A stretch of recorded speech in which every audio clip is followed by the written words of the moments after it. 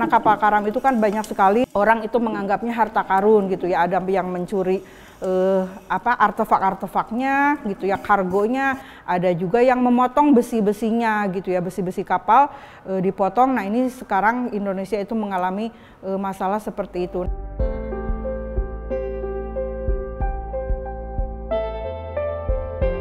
Menjadikan edukasi bagi anak cucu kita nantinya, mereka tahu di sana ada artefak atau benda bersejarah, tahu sejarah ada kapal karam atau apa di sana, mereka tahu nantinya. Kita bisa menceritakan juga kepada anak cucu mereka sebagai peninggalan sejarah bagi mereka.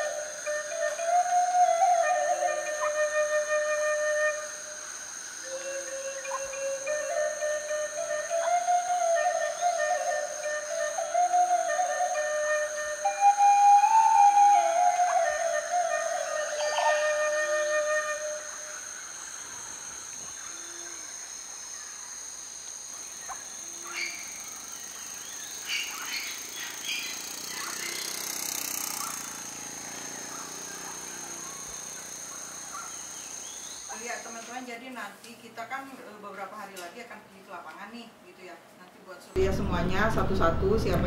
Kajian arkeologi maritim adalah sebuah kajian atau sebuah bidang ilmu di dalam bidang ilmu arkeologi yang cakupannya adalah bagaimana hubungan antara manusia dengan lingkungan, terutama pesisir dan laut melalui tinggalan-tinggalan fisiknya. Kita lihat lokasinya di sebelah mana gitu ya. Jadi nanti di sini kan ada jelas-jelas beda kedalaman. Nah nanti lokasi titik kapalnya itu agak di sebelah sini, berarti dia jadi di sini tinggalan fisik yang dimaksud adalah seperti misalnya situs kapal tenggelam, kemudian juga ada sisa pemukiman kuno tuh, misalnya kalau ada sisa-sisa perumahan atau apa yang terendam di laut atau kemudian di danau juga gitu ya. Kemudian ada juga misalnya sisa-sisa pelabuhan atau lighthouse kalau itu di dermaga. Nah, arkeologi maritim ini juga tidak hanya yang di wilayah pesisir saja, tapi tadi ada yang di dalam laut gitu ya, di dasar laut. Nah itu kebanyakan memang untuk di Indonesia terutama itu lebih banyak ke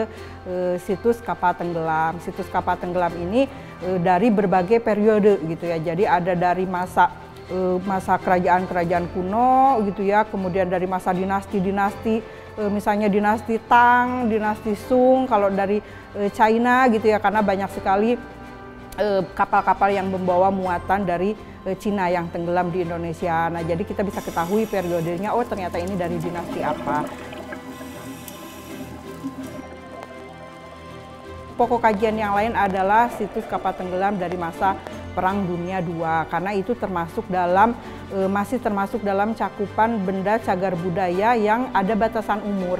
Batasan umurnya itu adalah 50 tahun minimal. Nah ini kalau misal dari kapal-kapal dari masa Perang Dunia II itu sudah otomatis termasuk di dalam batasan tersebut karena umurnya sudah lebih dari 50 tahun. Nah itu juga bisa menjadi salah satu bidang kajian kita di dalam riset arkeologi maritim. Nah arkeologi maritim ini tidak hanya di wilayah pesisir, tapi juga tadi di dasar laut gitu ya.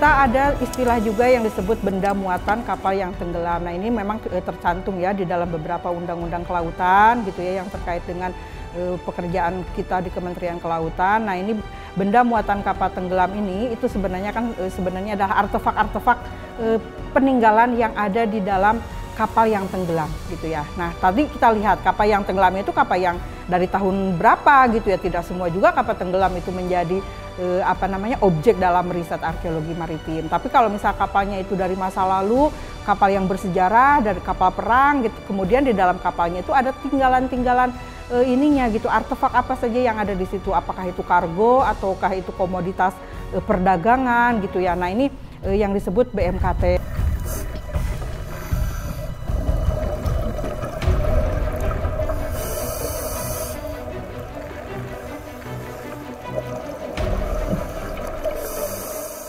BMKT ini atau situs kapal tenggelamnya juga itu banyak sekali tersebar di wilayah perairan Indonesia, itu dari mulai barat sampai ke timur gitu ya, hampir merata di seluruh perairan Indonesia itu, karena Indonesia berada di posisi yang sangat strategis di dalam jalur pelayaran dan perdagangan internasional dari sejak zaman dahulu bahkan sampai sekarang gitu ya. Jadi banyak sekali kapal-kapal dari negara-negara lain gitu ya, dari Eropa, dari Timur Tengah, dari India, Cina yang lewat ke perairan Indonesia gitu ya. Kemudian mereka banyak yang tenggelam di sini gitu. Kenapa? Nah, kita tahu dari data-data arsip gitu ya. Arsip itu menyebutkan ada kapal yang lost gitu. Kemudian ada kapal yang dia dihantam badai, ada kapal yang menghantam karang, kemudian ada kapal yang terbakar karena misalnya kelalaian gitu ya, ada human error di situ. Nah, itu di situ juga ada arsip-arsip yang menyebutkan penyebab kapal-kapal yang karam itu. Kemudian juga ada faktor perompakan seperti di Selat Malaka gitu ya, itu di area Riau, Batam gitu ya, ke atas ke arah Malaka itu dulu terkenal sekali sebagai jalur yang banyak sekali para perompak di situ. Nah, itu banyak sekali kapal-kapal yang dirompak kemudian akhirnya juga tenggelam. Kemudian juga salah satu penyebabnya banyak sekali peperangan, pertempuran di laut gitu ya, yang menyebabkan banyak sekali kapal-kapal itu jadi tenggelam gitu, baik dari masa yang lalu juga gitu ya, ada pertempuran-pertempuran ketika di masa-masa kerajaan misalnya, kemudian juga sampai pertempuran Perang Dunia II.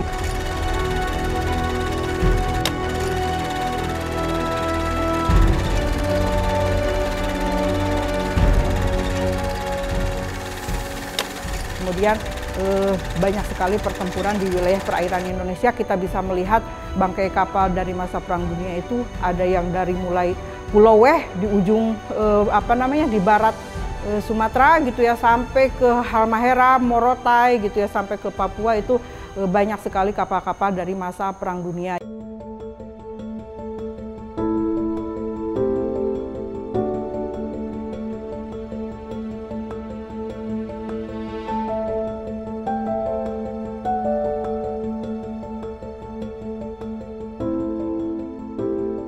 Kita melihat kota tersebut itu potensi dari sejarah yang berkaitan dengan arkeologi maupun potensi pentingnya lokasi tersebut di masa penjajahan misalkan, atau pada masa sekarang itu fungsi dari kota tersebut seperti apa. Nah, seandainya informasi tersebut itu bisa untuk menarik perhatian, bisa untuk menambah pendapatan PAD, dan kapal tenggelam maupun benda muatan kapal tersebut itu mempunyai nilai yang lebih, biasanya kita melakukan penelusuran dan survei lebih lanjut mengenai benda tersebut.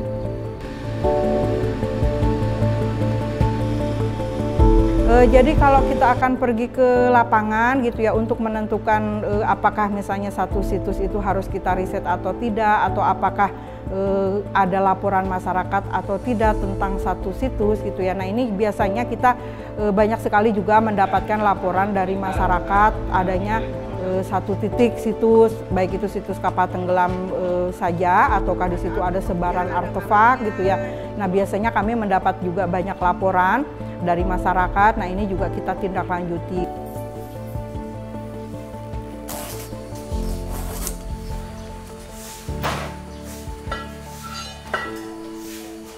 Nah, sesudah informasi itu kita kumpulkan, kita melakukan survei awal.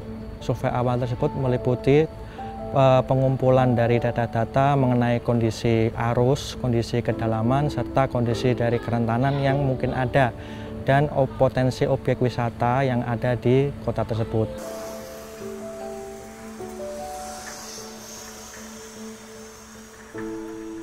Setelah kita melakukan survei pendahuluan, kita melakukan koordinasi dengan tim kita untuk melakukan survei untuk mengumpulkan data primer.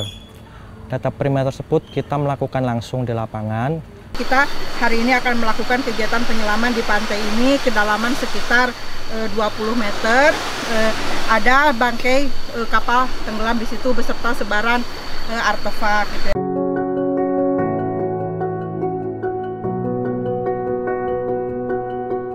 Data yang kita kumpulkan itu meliputi data pengukuran batimetri untuk mengetahui kedalaman perairan dari lokasi terdapatnya benda muatan kapal tenggelam tersebut. Pertama seperti itu. Yang kedua, kita melakukan videografi, kegiatan arkeologi maritim meliputi arkeologi, meliputi videografi, meliputi fotografi dan mengetahui lingkungan dari sekitar perairan dari terdapatnya benda muatan kapal tenggelam tersebut. Setelah itu kita lanjut ke pengukuran kualitas perairan.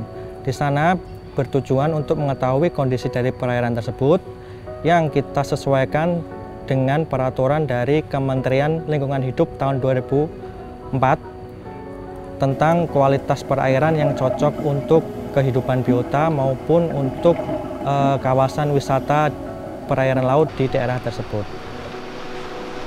Nah, setelah kita mengetahui kondisi arus tersebut, kita juga melakukan pengambilan sampel sedimen, sampel kayu, serta kita melakukan pendeskripsian ulang, penggambaran ulang dari letak sebaran BMKT maupun kapal tenggelam yang ada di daerah tersebut. Nah, untuk kepentingan survei penyelaman dan untuk mengangkat potensi dari kapal tersebut maupun benda muatan kapal tersebut, kita melakukan simulasi arus. Simulasi arus itu kita gunakan untuk leveling dari keselamatan kegiatan penyelaman yang aman untuk penyelam pemula maupun penyelam yang mahir untuk kegiatan pariwisata maupun untuk kegiatan pendidikan.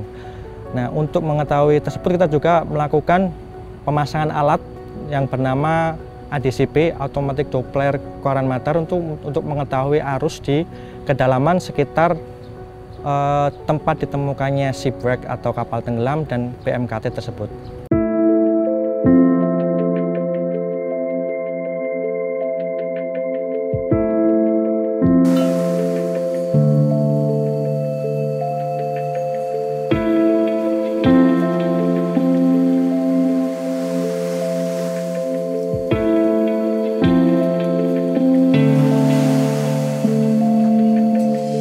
Untuk persiapan kita biasanya tentunya untuk alat selam pertama itu dive gear, kita cek semuanya kelengkapan alat selam.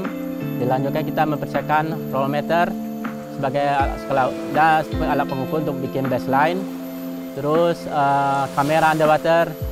Kemudian kita memiliki skala ukur yang berupa ukuran memiliki sekitar 1 meter kali 1 meter dan 50 kali 50 cm. Tujuannya untuk menentukan ukuran nantinya artefak kita temukan pada lokasi penyelaman. Nantinya kita lihat di lokasi dulu gimana kondisi dari artefak tersebut, bisa diangkat atau enggak, atau tidak kita bikin dokumentasinya atau penentuan titik-titik pembagian di lokasi, mana yang bisa diangkat, mana yang enggak. Sebelum kita waktu penyelaman, kita akan melakukan observasi dulu. Kita melakukan penyelaman secara barengan untuk cek semua kondisi set area artefak tersebut.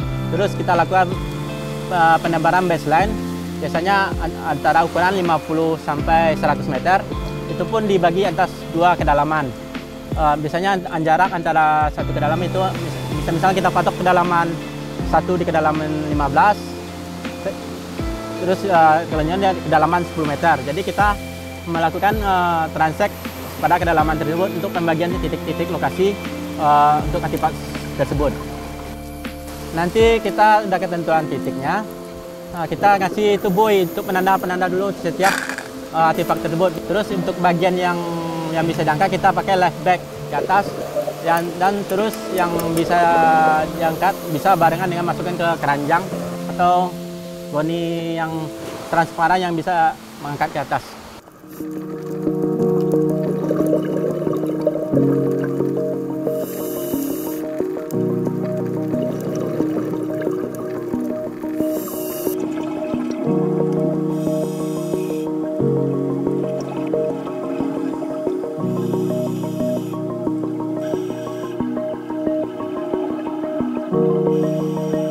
Pertama, waktu kita angkat, kita melakukan desalinasi terlebih dahulu terhadap benda yang kita angkat. Pertama, jadi di sana itu kita menghilangkan kadar garam secara perlahan. Jadi tidak secara langsung kita hilangkan, jadi secara perlahan-lahan kita isi benda muatan tersebut dengan air tawar yang ada di darat. Setelah kurang lebih selama 1 bulan, kadar garamnya itu hilang, kita melakukan pembersihan terhadap sisa-sisa yang mungkin masih menempel. Setelah itu kita lakukan penyimpanan di tempat yang aman dan nanti akan kita pajang di museum. Jadi situsnya itu kan berbeda-beda, lingkungan fisik perairannya juga berbeda-beda. Kemudian kita akan melihat apakah situs itu hanya sebaran artefak saja dan apakah itu rawan pencurian gitu ya, baik pencurian oleh kapal pengangkatan kapal yang ilegal ataukah misalnya oleh para penduduk gitu ya, yang mereka suka iseng-iseng nemu terus diambil gitu ya. Nah, ini kan juga sebenarnya salah satu ancaman. Ternyata sebaran artefak itu berharga dan sekiranya akan hilang diambil orang, nah itu biasanya kita akan selamatkan gitu ya, kita akan ambil, angkat artefaknya, itu pun tidak semua. Jadi akan kita lihat jumlahnya sekitar berapa, kemudian utuh atau tidak gitu ya. Jadi kondisinya berbeda-beda. Nah, baru nanti kita akan menentukan untuk sampling pengangkatannya berapa banyak yang akan kita angkat, dan itu apakah mewakili tipe-tipe artefak itu. Karena misalnya ada keramik, ada gerabah, kemudian ada botol-botol kaca. Nah, kalau misal semuanya yang keramik itu ada ratusan dengan bentuk yang sama, ya tidak akan diangkat semua. Pasti kita cukup mengambil beberapa saja dengan motif yang berbeda-beda atau dari masa yang berbeda-beda. Karena dari satu situs itu kadang-kadang kan ada beberapa keramik, yang satu dari masa raja siapa, yang satu dari masa raja yang berbeda. Nah, itu nanti akan kita ambil yang seperti itu. Karena masyarakat sekarang juga mereka istilahnya ingin memiliki, karena artefak itu dari situs yang berada di lokasi mereka gitu. Jadi kan mereka juga ingin barang itu juga didisplay di tempat mereka sendiri. Jadi menurut pengalaman kita, ada yang kita simpan di kantor kepala desa gitu ya, ada yang di kantor kelurahan, kemudian ada juga yang memang kita simpan, titipkan di kantor dinas kelautan perikanan gitu ya, tergantung di wilayah itu instansi mana yang kira-kira bisa merawat gitu ya, kemudian nanti akan di display untuk diperlihatkan kepada masyarakat gitu. Untuk kita temukan satu site, kita biasanya melibatkan warga setempat. Terutama kalau ada yang dive center lokal, kita ikut melibatkan mereka, terus para nelayan. Biasanya kita ikutin terlibat, biar mereka tahu apa yang terkandung di laut mereka. Jadi ada artefak benda seperti kapal karam, barang-barang yang tenggelam itu nanti mereka bisa tahu barang ini yang bisa menjadi fungsi ekonomis seperti untuk jadi wisata bahari nantinya buat mereka, atau dibikin museum di kampung mereka nantinya, yang merupakan satu output ekonomi bagi mereka.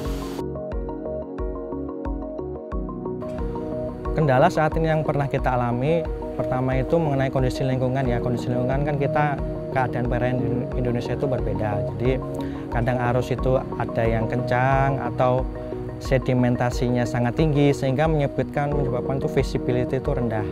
Jadi agak kesusahan dalam kita melakukan identifikasi atau pengangkapan seperti apa. Yang kedua itu kendala yang kadang kita alami itu peralatan yang kita butuhkan dan benda apa yang akan kita angkat itu berukuran sangat besar, sehingga kita memerlukan beberapa treatment khusus untuk memindahkan benda muatan tersebut ke tempat yang lebih aman. Untuk yang ketiga itu biasanya koordinasi dengan pemerintah. Itu terkadang kita mengalami beberapa kendala, terutama untuk pihak-pihak penyelaman.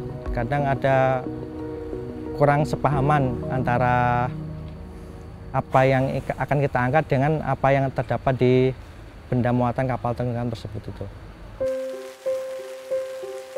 Masalah cuaca itu sekarang semakin sering terjadi. Meskipun sebelum berangkat ke lapangan kita sudah cukup memperhitungkan gitu ya, kita mencari data-data prediksi cuaca misalnya dari BMKG, kita tanya penduduk lokal kapan waktu menyelam yang paling baik gitu ya. Itu sekarang sudah cukup kesulitan kita, karena ketika tiba-tiba datang ke lapangan ternyata hujan, ternyata badai. Nah, ini ada waktu-waktu di mana kita dan tim itu tidak bisa melaut gitu ya. Jadi benar-benar hanya bisa diam saja di base gitu ya.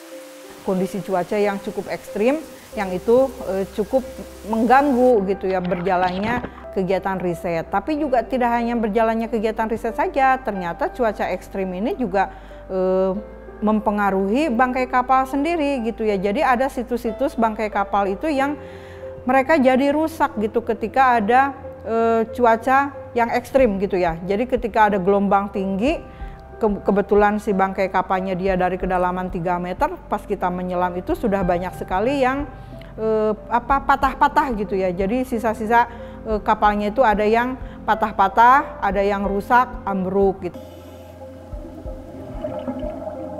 Ada kendala-kendala yang lain, misalnya bagaimana kita koordinasi dengan masyarakat atau dengan pemerintah daerah. Jadi di beberapa lokasi memang ada beberapa masyarakatnya yang cukup sensitif gitu ya. Jadi kita harus benar-benar berkoordinasi dengan baik sekali dan bisa menjelaskan dengan sangat baik agar tidak ada salah pengertian dari masyarakat. Nah, terkadang kendala yang lain ada juga oknum-oknum di pihak masyarakat maupun di pihak instansi ya gitu, itu yang juga mereka ternyata terlibat di dalam kegiatan pengangkatan harta karun atau artefak secara ilegal. Nah, ini kita temukan di beberapa lokasi, jadi kita waktu itu sampai dihalang-halangi gitu ya. Kemudian ada juga yang setelah kita selesai melakukan kegiatan riset, kita pulang, barangnya tiba-tiba sudah diambil gitu ya oleh oknum-oknum masyarakat gitu ya. Karena kapal karam itu kan banyak sekali nih orang itu menganggapnya harta karun gitu ya. Ada yang mencuri artefak-artefaknya gitu ya, kargonya. Ada juga yang memotong besi-besinya gitu ya, besi-besi kapal dipotong. Nah, ini sekarang Indonesia itu mengalami masalah seperti itu. Nah, ini jadi kendala-kendala ini ada yang dari pihak masyarakat, ada juga yang dari masalah lingkungan gitu ya, kondisi alam.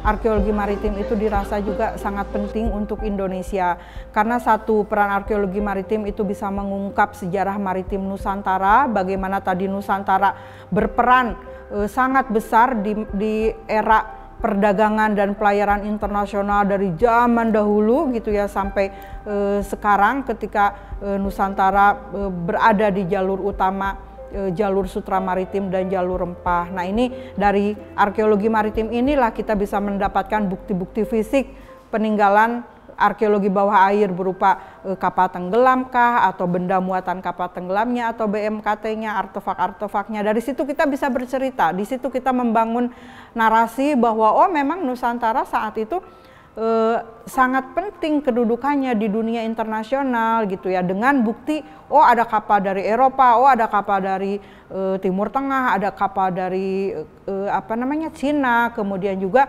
sampai ke masa Perang Dunia II. Kita semua harus bisa menjaga peninggalan tersebut karena sejarah itu tidak boleh dilupakan, dan Indonesia mempunyai sangat banyak potensi, sangat banyak nilai benda muatan kapal tenggelam maupun kapal-kapal baik sisa dari peninggalan Perang Dunia Kedua maupun sisa dari kehidupan ekonomi meliputi jalur-jalur rempah. Jadi kita bersama-sama untuk menjaga keutuhan apa yang kita miliki tersebut. Kita juga nanti ke depannya berharap ini juga akan memberikan manfaat kepada masyarakat lokal dan juga pemerintah daerah, terutama misalnya untuk situs-situs kapal tenggelam yang kondisinya masih baik dengan kondisi perairan yang mendukung gitu ya, itu bisa kita kembangkan untuk lokasi wisata selam kapal tenggelam yang bersejarah. Nah, di situ nanti kita bisa jadikan itu sebagai destinasi wisata, kita kita promosikan, kemudian pemerintah daerah dan masyarakat juga berperan aktif sampai itu kemudian menjadi satu alternatif gitu ya untuk masyarakat lokal yang tadinya mereka hanya pergi mencari ikan saja di laut, apalagi sekarang cuaca juga tidak menentu. Kalau mereka bisa berperan dan bergerak di bidang ekonomi yang lain, misalnya pariwisata bahari, kenapa tidak gitu. Nah, ini yang kita harapkan lebih baik lagi ke depan.